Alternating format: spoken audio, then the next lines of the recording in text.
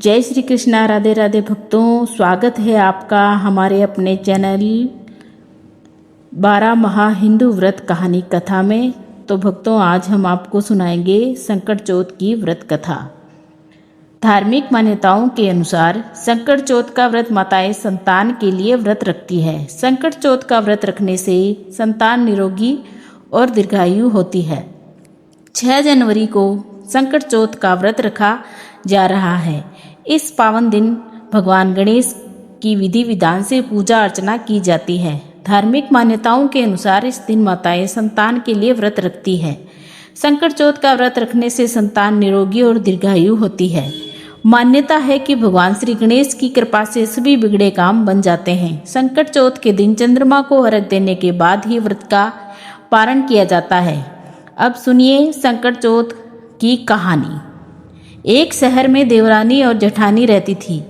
जेठानी अमीर थी और देवरानी गरीब। देवरानी गणेश जी की भक्त थी। देवरानी का पति जंगल से लकड़ी काट कर बेचता था और अक्सर बीमार रहता था। देवरानी जेठानी के घर का सारा काम करती और बदले में जेठानी बचा हुआ खाना, पुराने कपड़े आदि उसको दे देती थी। इसी से देवरानी का परिवार चल रहा था। माघ महीने में देवरानी ने तिल चौथ का व्रत किया और 5 रुपए से तिल व गुड़ लाकर तिलकुट्टा बनाया। पूजा करके तिल चौथ की कथा सुनी और तिलकुट्टा छींके में रख दिया और सोचा कि चांद उगने पर पहले तिलकुट्टा और उसके बाद ही कुछ खाएगी। कथा सुनकर वह जेठानी के यहाँ चली गई। खाना बनाकर जेठानी के बच्चों से खाना खाने को कहा तो बच्चे बोले, माँ ने व्रत किया है और माँ भूखी है। जब माँ खाना खाएगी तब भी हम खाएंगे। जेठ जी को खाना खाने को कहा तो जेठ जी बोले, मैं अकेला नहीं खाऊंगा। जब चांद निकलेगा तब हम सब खाएंगे, तभी मैं खाऊंगा। जेठानी ने उसे कहा, आज तो किसी ने भी अभी तक खाना नहीं खाया, तुम्हें कैसे दे दूं? तुम सवेरे बचा हुआ खाना ले जाना। देवरानी के घर पर पति बच्चे सब आस लगाए बैठे थे कि आज तो त्योहार है, इसलिए कुछ पकवान आदि खाने को मिलेगा। परंतु जब बच्चों को पता चला कि आज तो रोटी भी नहीं मिलेगी तो बच्चे रोने लगे। उसके पति को भी बहुत गुस्सा आया और कहने लगा, सारा दिन काम करके भी 2 रोटी नहीं ला सकती तो काम क्यों करती हो? पति ने गुस्से में आकर पत्नी को कपड़े धोने से मारा। धोना हाथ से छूट गया तो पाटे से मारा। वह बेचारी गणेश जी को याद करती हुई रोते रोते पानी पीकर सो गई। उस दिन गणेश जी देवरानी के सपने में आए और कहने लगे, धोने मारी, पाटे मारी, सो रही है या जाग रही है? वह बोली, कुछ सो रही हूँ, कुछ जाग रही हूँ। गणेश जी बोले, भूख लगी है, कुछ खाने को दो। देवरानी बोली, क्या दूँ? मेरे घर में तो अन्न का एक दाना भी नहीं है। जेठानी बचा कुचा खाना देती थी, आज वह भी नहीं मिला। पूजा का बचा हुआ तिलकुट्टा छींके में पड़ा है, वही खा लो। तिलकुट्टा खाने के बाद गणेश जी बोले, धोने मारी, पाटे मारी, निमटाई लगी है, कहाँ निमटे? वह बोली, यह पड़ा है घर, जहाँ चाहे वहाँ निमट लो। फिर गणेश जी बच्चे की तरह बोले, अब कहाँ पूछूं? नींद में मगन उस देवरानी को बहुत गुस्सा आया और कब से तंग किए जा रहे हो? सो बोली, मेरे सर से पूछो और कहाँ पहुँचोगे? सुबह जब देवरानी उठी तो यह देखकर हैरान रह गई, पूरा घर हीरे मोती से जगमगा रहा है। सिर पर जहाँ विनायक जी पहुँचने कर गए थे वहाँ हीरे के टीके व बिंदी जगमगा रहे थे। उस दिन देवरानी जेठानी के यहाँ काम करने नहीं गई। बड़ी देर तक राह देखने के बाद जेठानी ने बच्चों को देवरानी को बुलाने भेजा। जेठानी ने सोचा कल खाना नहीं दिया था, इसलिए शायद देवरानी पूरा मान गई है।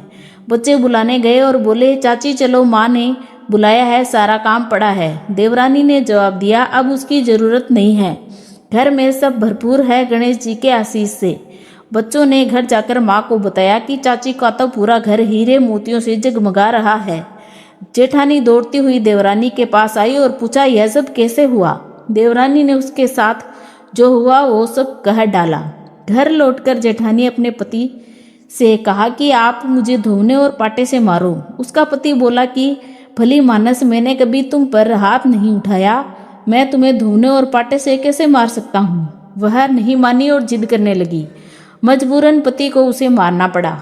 उसने ढेर सारा घी डालकर चूरमा बनाया और छुंके में रखकर और सो गई।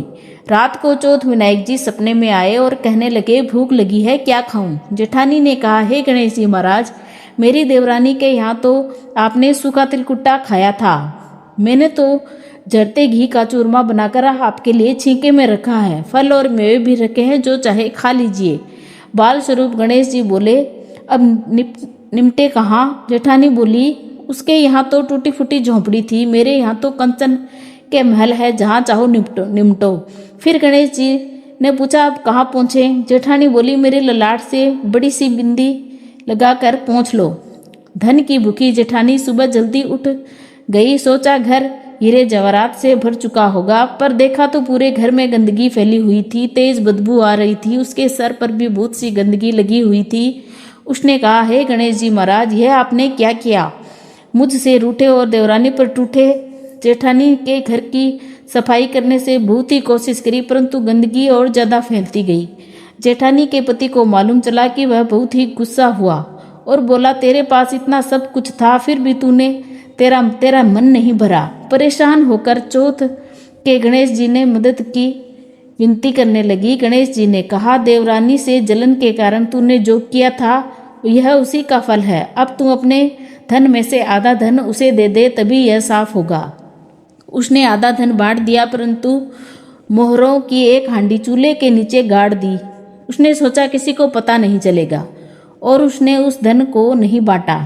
उसने कहा, हे गणेश जी, अब तो अपना यह बिखरावा समेटो। वे बोले, पहले चूल्हे के नीचे गाड़ी हुई मोहरों की हांडी सहित ताक में रखी 2 सुई के भी 2 हिस्से करके रख। इस प्रकार गजानंद जी ने बाल स्वरूप में आकर सुई जैसी छोटी चीज का भी बंटवारा किया और अपनी माया समेटी। हे गणेश जी महाराज, जैसे आपने देवरानी पर कृपा की, वैसे सब पर करना। कहानी कहने वाले, सुनने वाले, हुंकारा भरने वाले सब पर कृपा करना। लेकिन जेठानी को जैसी सजा दी, वैसी किसी को मत देना। बोलो संकट चौथ माता की जय, गणेश भगवान की जय।